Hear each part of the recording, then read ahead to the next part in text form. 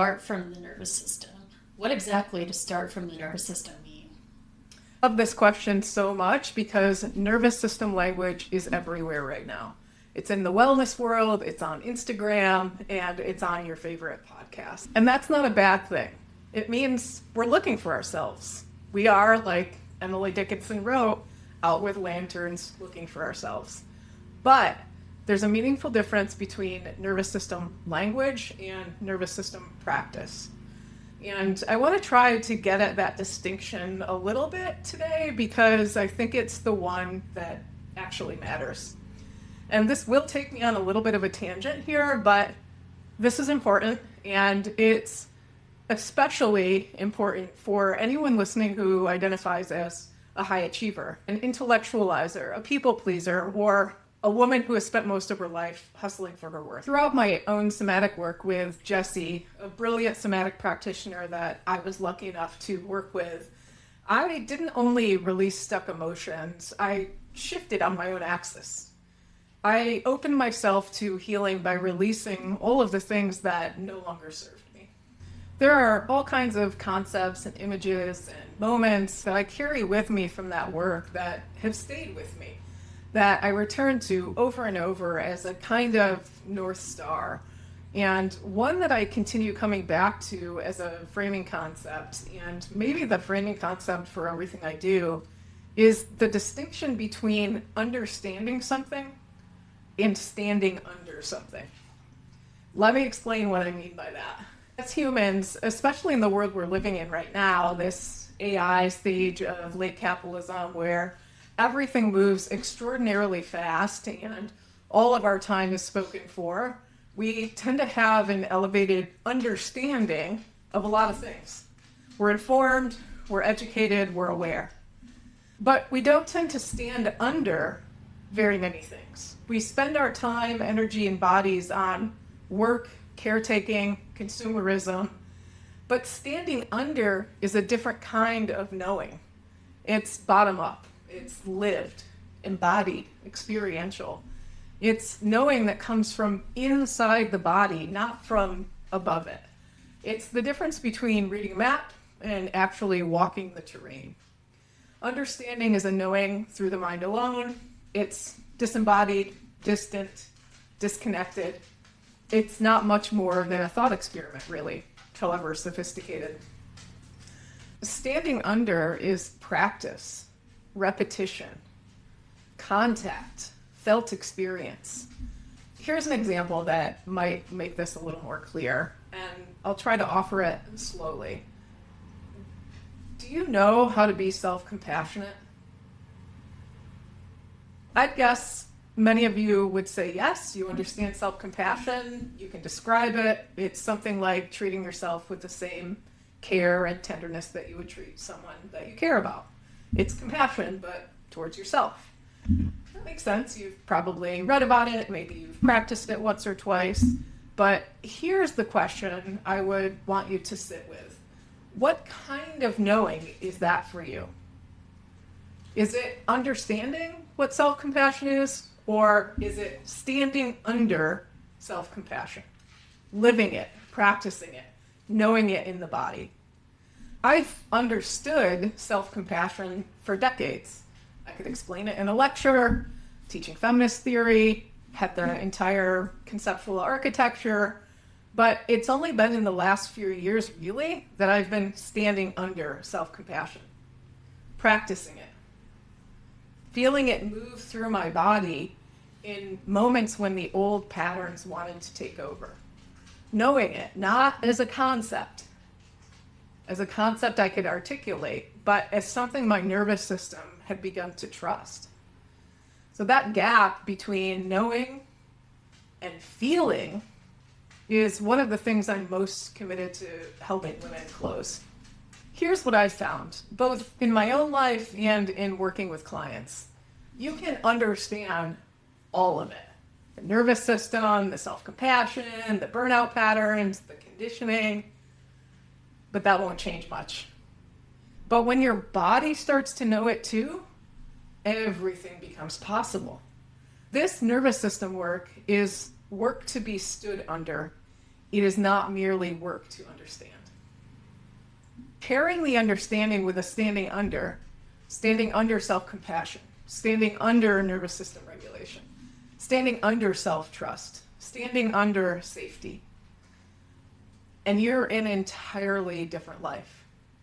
Not a different philosophy.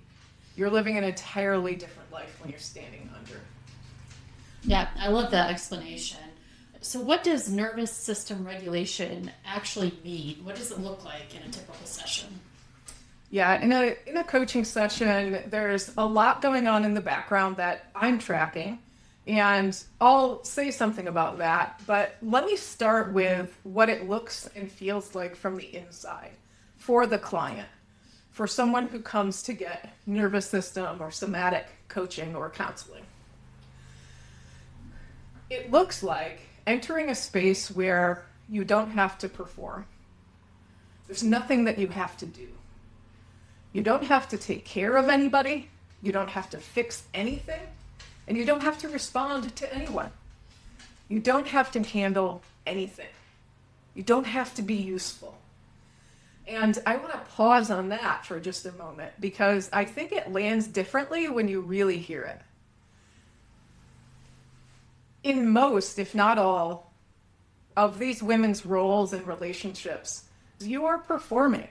You're performing competence. You're performing availability, performing capability, caretaking. Even your rest has to be earned and justified. Even your healing has to look like progress. In this space, none of that is required. That is not a small thing. For some women, it's the first time they've experienced it. An environment, a container, a relationship where they are not performing, they're not proving, they're not achieving. The environment we create together is calm, it's thoughtful, and it's genuinely supportive. I show up as a regulating presence, which is a clinical way of saying, my nervous system is here, steady, alongside yours. We start where you're at, not where you think you should be, not where the curriculum says you should be, where your nervous system is right now, in this moment, in this body. We might begin with some orienting, letting the eyes move slowly around the room, just noticing what's here, signaling to the nervous system, I'm safe. I can look around, there's no immediate threat. And it sounds almost too simple to be powerful, but it isn't. The nervous system is incredibly responsive to these cues. We might do some slow breathing, a physiological sigh, an extended exhale, to begin shifting out of the sympathetic activation most of these women have been living in all day for years. Maybe we do some gentle movement, maybe a grounding practice, and then we begin to slow down and just notice what's actually present. Not to fix it or analyze it, just to notice it, to welcome it. What's in the body right now? What's she been carrying around? What have you been carrying around that you haven't had the space to feel? We go slowly. We stay in contact with what's there, and together we hold it. The emotions, the beliefs, the fears, the grief, the things that you've been managing for years. We don't race toward resolution. We stay with it long enough for the nervous system to learn that these feelings won't destroy you, that you can be with them and remain intact, present, regulated. We don't go anywhere the nervous system isn't ready to go. That's the commitment. Titration over flooding, always. We go in a little bit. We don't go all the way in. And over time, slowly, across weeks, something begins to shift. Not because you finally figured it all out, not because you pushed through, but because you practiced standing under things you've only understood before. You practice self-compassion until you know what it feels like to receive it. You practice regulation until rest stops feeling dangerous. You practice noticing the override the moment when your body said no and your mouth said yes anyway. Until the gap between the signal and your response begins to close. The stress that's been living in your body for years, sometimes decades, starts to find its way out. Mood shifts, sleep shifts, even chronic health things that your body's been holding start to soften. Not always, and not on a timeline that you can plan, but genuinely. This work is heavy, but it lightens us. It's slow.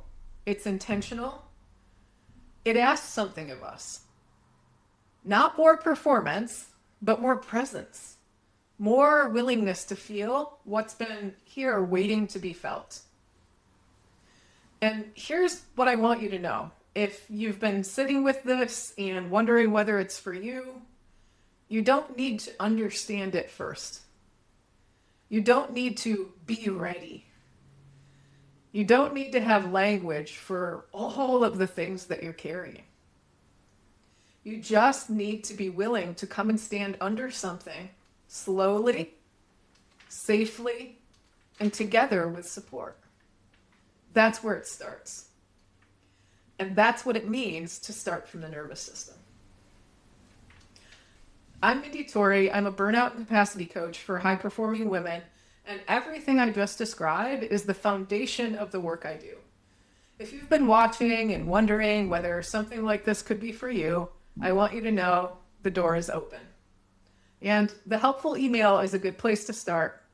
The link's in my bio. Bite-sized support weekly, no pressure, just this kind of conversation in your inbox every Sunday.